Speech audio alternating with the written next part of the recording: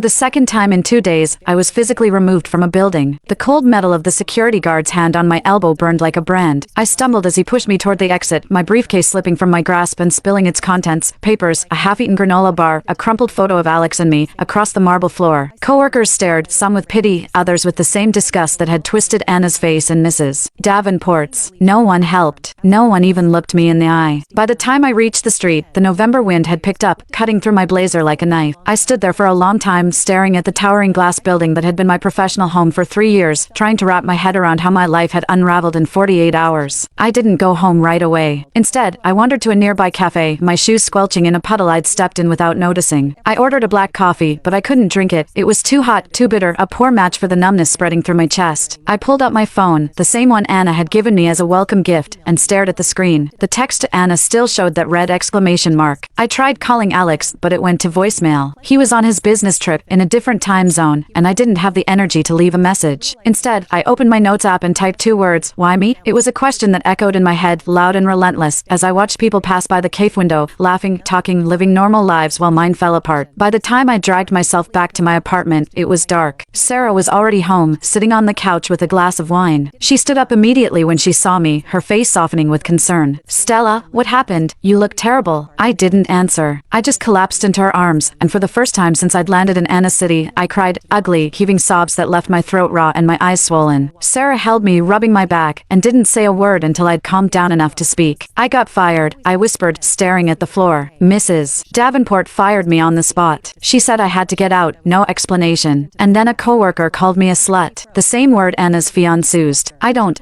know what I did, Sarah. I swear I didn't do anything." Sarah's jaw tightened. She set her wine glass down and pulled me to the couch, sitting across from me so she could look me in the eye. "This isn't a coincidence," she said firmly. "Anna flipping out on you, then Mrs. Davenport firing you the next day, and both using that same ugly implication. There's something connecting these two things. Do you think Anna had something to do with your firing?" I blinked, taken aback by the suggestion. Anna and Mrs. Davenport had never met. Anna lived 800 miles away, in a different state. She didn't even know where I worked. "That doesn't make sense," I said, shaking my head. "Anna's mad at me for some reason, but she can't influence Mrs. Davenport. They're strangers." Sarah leaned forward, her voice lowering. "Strangers can be connected. Think, Stella. Did Anna ever ask you about your job? About Mrs. Davenport? Anything like that?" I closed my eyes, trying to recall our conversations from the past few months. Anna had been so wrapped up in wedding planning, dresses,